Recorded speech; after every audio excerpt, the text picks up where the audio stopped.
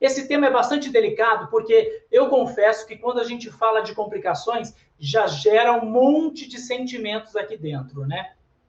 Para quem convive com diabetes, falar de complicações é falar do futuro, falar das incertezas e falar do principal, do medo que a gente vive, né? E às vezes, quando a gente fala do medo, a gente acaba paralisando e não tomando as devidas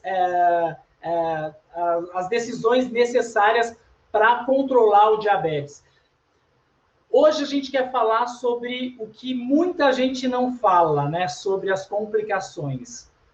E o que os médicos não falam para nós, diabéticos, em relação às complicações? O que o doutor já pode começar adiantando para quem está assistindo essa live? Então, Tom, hoje tem uma tendência a gente tentar evitar. A gente fala que é a educação pelo medo, né?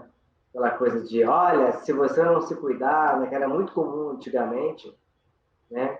Mas, obviamente, falar das complicações é importante, até porque, vez ou outra, o controle sai, né, do ideal, do que deve ser, e esse paciente deve estar atento, né, para se ele tiver complicação, para que essa complicação seja detectada o mais rápido possível, né, para que com isso ele consiga, né, evitar a progressão dessa complicação do diabetes, ou, se possível, curar, se for no início uma coisa bem precoce, curar essa complicação em tempo hábil.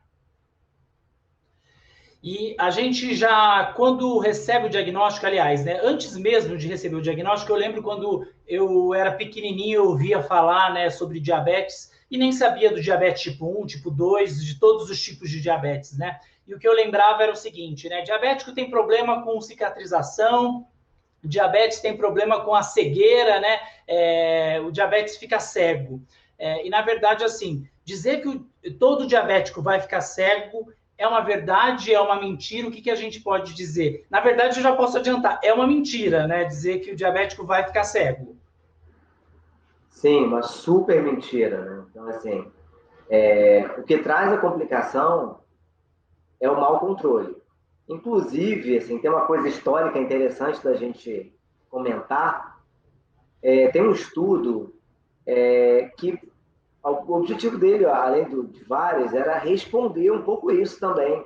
Era numa época que se achava que ter diabetes gerava complicação. Então, esse estudo testou essa hipótese. Será que o diabético ele complica ou é o mau controle que faz complicar? Então, ele avaliou, naquela época, comparou dois grupos.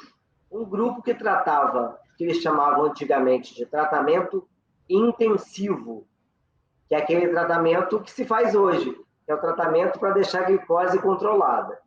E versus um tratamento que se fazia, que era o tratamento convencional, que antigamente era o convencional, e que deixava a glicose mais ou menos controlada. O que eles viram?